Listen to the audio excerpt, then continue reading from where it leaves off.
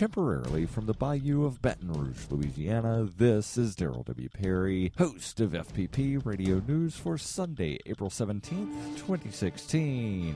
Silver is trading at $16.23 per ounce. Gold is valued at $1,234 per ounce. And according to BitcoinAverage.com, the average price of Bitcoin is $434.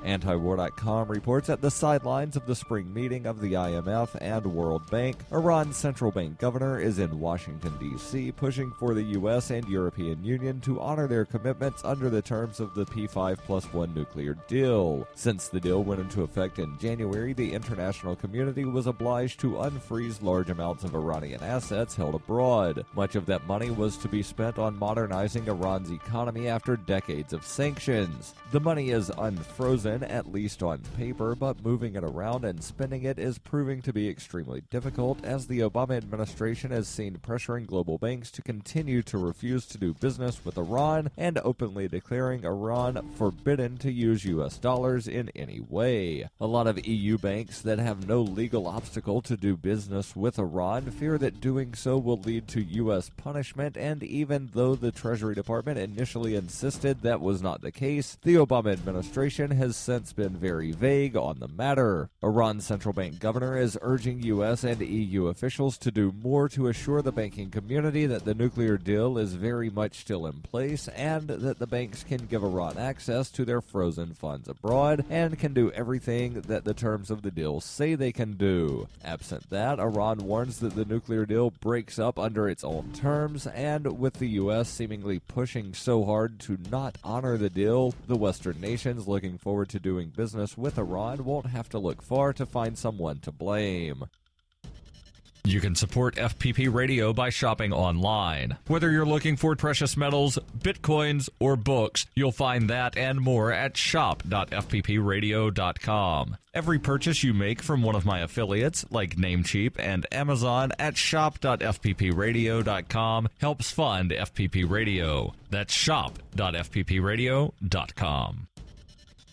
Reuters reports a Los Angeles high school on Friday opened the first gender-neutral restroom in the nation's second-largest school district and likely the state, in a move geared towards accommodating transgender students. Santee Education Complex converted a second-floor girls' restroom after the campus's Gay-Straight Alliance gathered some 700 signatures on a petition calling for the change during a heated national debate over transgender rights. North Carolina's governor in March signed into law a measure barring transgender people from using bathrooms consistent with their gender identity, touching off widespread criticism from corporate, entertainment, and sports leaders. Los Angeles Unified School District is the second largest U.S. public school district with more than 1,000 schools and educational centers, plus 53 affiliated charter schools. So-called bathroom bills like the one passed in North Carolina have fueled debate about privacy, religious freedom, and equal rights, and drawn stern reaction from major corporations and entertainers who call them discriminatory.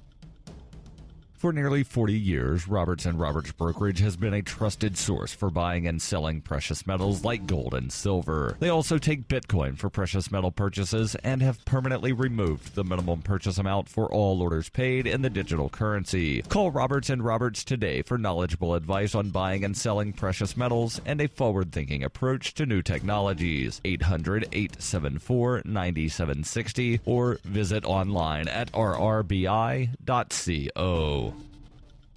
UPI reports as tax day looms, more Americans are complaining about the amount of money they have to pay to the government. In a survey conducted by Gallup, 57% of those polled stated that they were paying too much in taxes. That's a rise in 6 percentage points from just a year ago, and the highest dissatisfaction rate in 15 years since a major tax cut was introduced by George W. Bush's administration. When people were asked if they felt the amount they were paying in taxes was unfair, 47% said yes. That's a 7-point increase from last year and up 13% from 10 years ago. Views on taxation varied greatly according to political allegiance. While 44% of Democrats said their tax bill was too high, 77% of Republicans complained about the amount they had to pay to Uncle Sam. The deadline for filing tax returns to the IRS this year is Monday, April 18th.